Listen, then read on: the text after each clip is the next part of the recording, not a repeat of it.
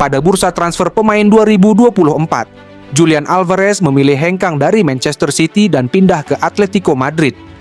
Pilihan itu berawal dari keinginan Alvarez untuk mendapatkan jam bermain lebih banyak daripada di Man City.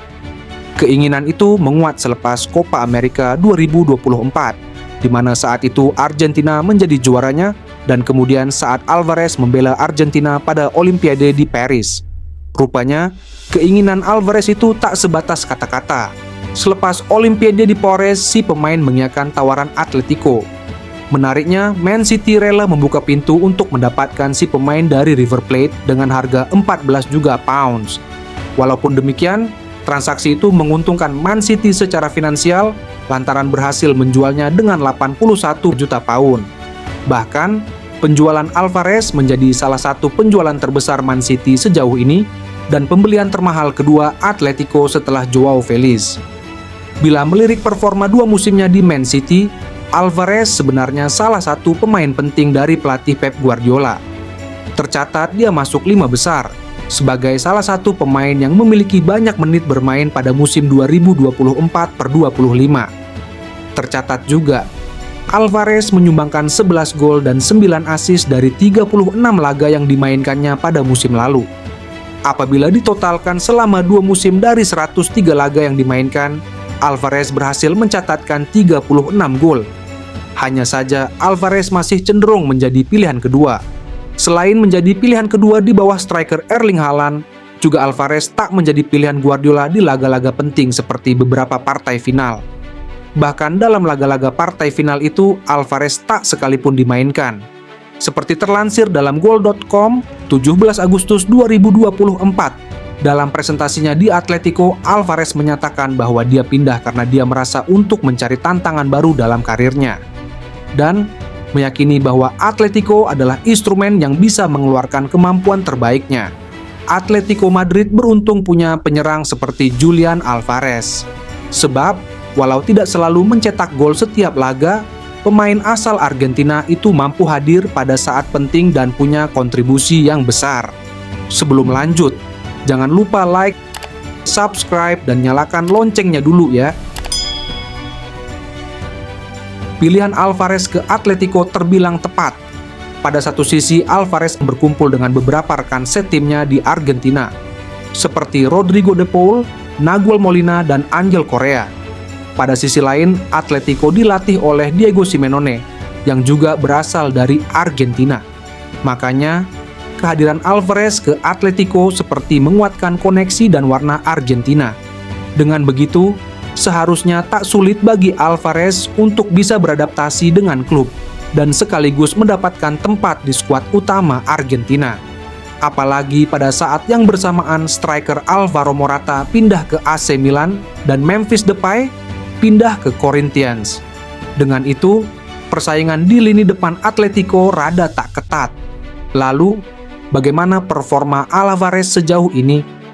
Alvarez terlihat masih sulit menemukan performa terbaiknya semenjak pindah dari Man City ke Atletico. Pada titik tertentu, kesulitan Alvarez itu bisa disebabkan oleh perbedaan karakter permainan tim dan sekaligus rekan setim. Di Manchester City, Alvarez mendapatkan sokongan dari para gelandang yang mumpuni dan sistem permainan penguasaan bola ala Guardiola, sehingga Alvarez mampu mengeluarkan kemampuan terbaiknya. Barangkali salah satu persoalan yang menantang Alvarez adalah sistem permainan yang berbeda. Lebih jauh, Guardiola mungkin tahu betul kekuatan Alvarez sehingga bisa memainkannya pada posisi yang berbeda. Ketika Haaland absen, Alvarez dimainkan sebagai striker. Sama halnya ketika Guardiola memainkan Alvarez sebagai pemain bernomor 10 pengganti Kevin De Bruyne. Langkah itu berbuah sukses karena Guardiola tahu karakter Alvarez dan bagaimana memanfaatkan para pemain lain. Di Atletico, Alvarez menghadapi pemain dengan karakter yang berbeda-beda. Griezmann biasa bermain sebagai pemain bernomor 10 dan itu membuat Alvarez harus memainkan perannya sebagai striker. Secara umum juga, metode permainan Atletico lebih langsung daripada mengandalkan penguasaan bola dari kaki ke kaki.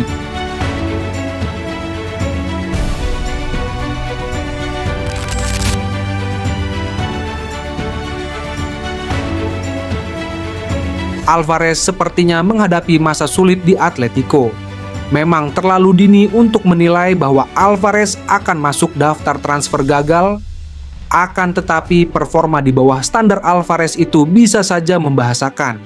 Jika sistem permainan tim belum cocok dengan si pemain atau juga Alvarez masih perlu beradaptasi dengan iklim sepak bola Spanyol yang agak berbeda dengan Liga Inggris. Sekali lagi, walau tidak selalu mencetak gol setiap laga, pemain asal Argentina itu mampu hadir pada saat penting dan punya kontribusi yang besar. Keputusan Atletico Madrid membeli Julian Alvarez dengan harga 75 euro dan Man City bisa dibilang tepat. Sebab, kontribusi pemain 24 tahun itu sangat besar. Di La Liga, dari 20 laga yang sudah dia mainkan, Alvarez mampu mencetak 6 gol dan 2 assist. Dia membangun koneksi dan kolaborasi yang kuat dengan Sorloth dan Griezmann di lini depan. Di Liga Champions, catatan Alvarez juga sangat bagus.